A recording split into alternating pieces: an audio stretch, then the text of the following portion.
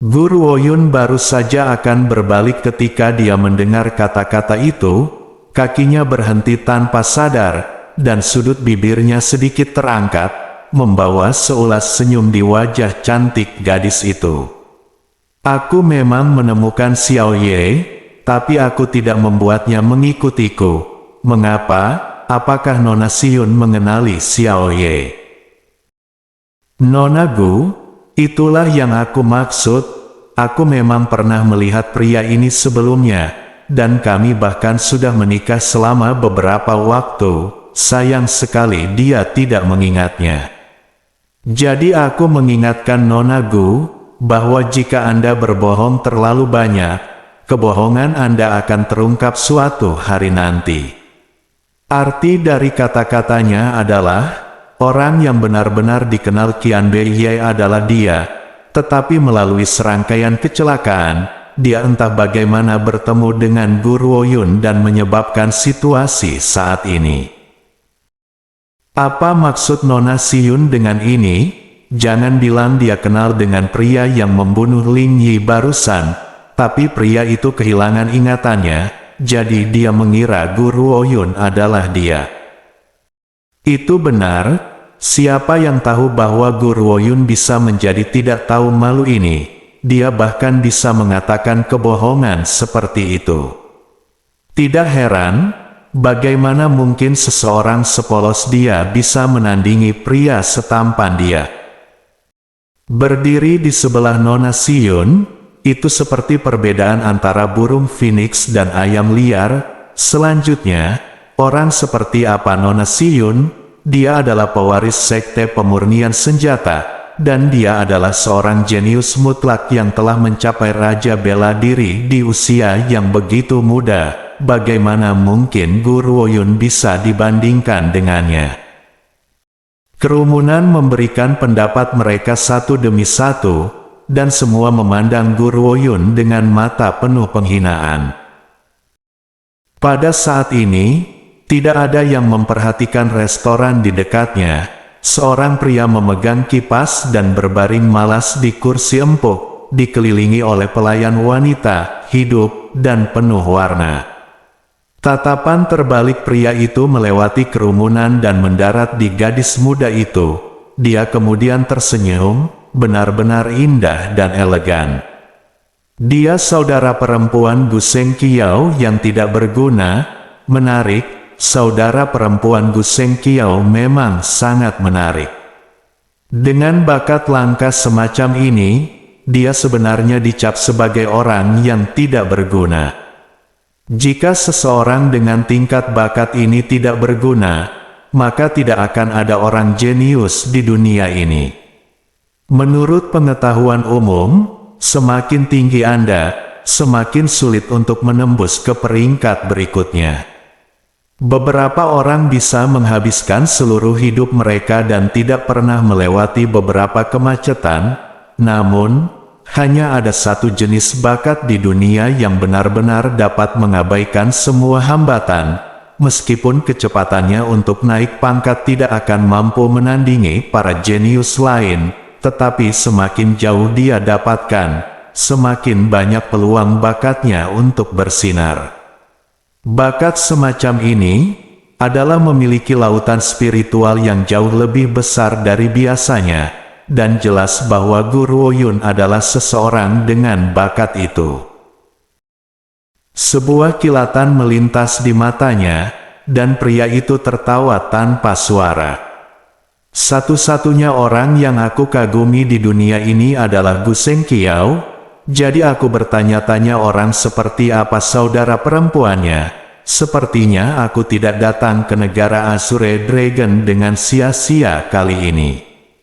Berpikir sampai di sini, senyum di wajahnya menjadi lebih jelas. Qin Yi, selidiki segala sesuatu tentang Guru Woyun untukku. Baik tuanku. Di luar balai 100 ramuan, Guru Woyun tidak mengatakan apa-apa. Ekspresi acuh tak acuh itu membuatnya tampak seolah-olah dia mengabaikan yang lain. Pada saat inilah suara yang tidak tepat waktu memotong. Guru Woyun, aku tidak menyangka bahwa kamu sehina ini. Gu Panpan membuka matanya lebar-lebar saat dia berbicara dengan nada yang penuh dengan pembenaran diri, seolah-olah Guru Woyun adalah iblis yang harus dihukum semua orang. Untungnya kakek memiliki pandangan jauh ke depan untuk mengusir seseorang sepertimu dari keluarga kami. Kalau tidak, bukankah kamu akan menyeret reputasi keluarga Guku melalui lumpur sekarang? Namun, begitu dia menyelesaikan kata-katanya, tawa dingin yang mengejek terdengar dari samping. Oh, keluarga Gumu masih memiliki beberapa reputasi yang tersisa, itu yang pertama aku dengar. Luo Yin tersenyum dingin sambil berkata, Gu Panpan, tidak ada tempat bagimu untuk memotong di sini, sebaiknya kau tutup mulutmu untukku. Jika kamu membuatku marah, aku akan menusukmu sampai mati dengan mentimun. Gu Panpan sangat marah sehingga pipinya memerah. Dia mengertakkan gigi dan meludahkan kata. Kamu tidak tahu malu. Aku memang sangat tidak tahu malu, tapi itu lebih baik daripada menjadi bunga teratai putih suci. Namun Gu Panpan, dengan IQ seperti milikmu, kamu bahkan tidak seperti itu. Luo Yin mencibir pada Sion, wajahnya yang berbintik-bintik tidak menunjukkan apa-apa selain penghinaan dan ejekan. Dia memandang rendah Sion seolah-olah Sion yang mengenakan pakaian putih salju adalah yang kotor. Mata Sion menjadi gelap, baginya, Luo Yin hanyalah seorang badut kecil. Membunuhnya hanya akan mengotori pedangnya. Lebih jauh lagi, tampaknya akan ada seseorang yang akan datang dan menanganinya untuknya. Jelas bahwa Gu Panpan adalah orang seperti itu. Dia benar-benar marah oleh Luo Yin, dan seperti singa kecil yang marah, dia menyerang dengan mengancam penyebab kemarahannya. Luo Yin baru saja mengangkat kakinya dan menendang tubuh Gu Panpan dengan satu gerakan. Dia kemudian mengeluarkan sapu tangan untuk menyeka bagian bawah sepatunya, dan kemudian dia berkata dengan nada yang sangat menyesal. Aku benar-benar menggunakan kakiku untuk menendangnya sekarang. Sepertinya aku tidak bisa memakai sepatu ini lagi. Demi satu tendangan ini, aku harus membuang satu pasang sepatu utuh. Sayang sekali, sungguh pemborosan yang luar biasa. Kamu, Gu Panpan hampir pingsan karena marah. Dia menggertakkan gigi, dan kemudian dia menggunakan sisa kekuatannya untuk mengeluarkan kata lagi. Kamu tidak tahu malu.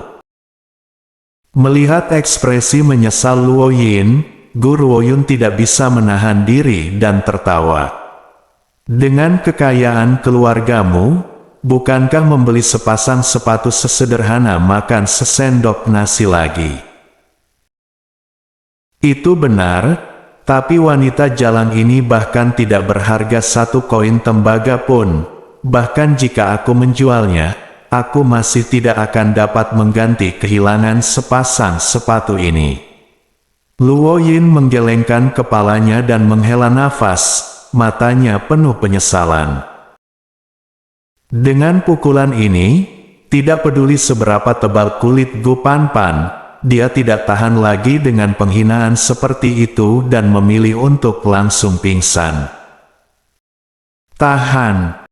Melihat Guru Woyun mencoba pergi sekali lagi, pupil mata Sion menjadi gelap dan dia berkata, kamu akan pergi begitu saja. Langkahnya terhenti, dan dengan punggung menghadap Sion, Guru Woyun berbicara dengan nada ringan dan acuh tak acuh yang setajam pedang. Kau akan menghentikanku. Karena itu, dia tidak berhenti lagi dan perlahan-lahan melangkah ke dalam balai 100 ramuan, menghilang dari pandangan tatapan dingin Sion. Sion mengepalkan tangannya yang seputih bunga lili sebelum perlahan-lahan mengendurkannya. Tatapannya yang indah berbalik ke arah Qian Beiye yang akan pergi bersama Guru Ouyun. Matanya dipenuhi dengan kesusahan. Kau benar-benar melupakanku. Dia tidak percaya bahwa pria ini akan melupakannya. Jika mereka tidak menikah di kehidupan sebelumnya, maka dia tidak akan sering melihatnya dalam mimpinya. Mereka tidak banyak berinteraksi, tapi di dalam mimpi itu, sosok pemegang pedangnya telah lama menyentuh hatinya. Dia percaya sejak awal bahwa pria ini adalah orang yang dia tunggu-tunggu sepanjang hidupnya. Inilah mengapa dia tidak tergerak, tidak peduli seberapa luar biasa pelamarnya, dia telah bertahan sampai sekarang demi menunggunya. Sayangnya, meskipun dia akhirnya muncul, sepertinya dia tidak mengenalinya. Jika tidak ada apa-apa di antara mereka, lalu mengapa pria yang sangat tampan ini muncul dalam mimpinya? Lebih jauh lagi, Sion selalu percaya bahwa apapun yang dilakukan di kehidupan sebelumnya akan dibawa ke kehidupan saat ini. Ekspresimu menjijikkan. Rasa jijik melintas di mata Qian Beiye. Sepertinya kau mencoba menelanjangiku. Kamu bukan Xiao Yun. Selain Xiao Yun, aku tidak ingin orang lain menatapku seperti itu. Untuk beberapa alasan, sejak pertama kali dia melihat Sion, hati Qian Beiye merasa tidak nyaman. Selama dia berada di dekatnya, dia merasa nafsu makannya telah hilang. Itu sangat menjengkelkan. Xiao Ye. Mendengar kata-kata Qian Beiye, hati Sion terasa sakit. Dia ingin mengatakan sesuatu lagi, tetapi niat membunuh yang kuat mengelilinginya. Dalam sekejap, dia merasa seolah-olah dia telah turun langsung ke neraka. Seluruh tubuhnya sangat dingin, aura kematian telah menyelimuti Sion. Dia memucat dan terguncang. Sion tidak bisa melakukan apa-apa selain menatap wajah iblis yang tampan itu. Kamu tidak pantas memanggilku dengan nama itu. Dingin, Sion merasa kedinginan di sekujur tubuhnya, dan meskipun dia membuka mulutnya, dia tidak bisa mengatakan apa-apa.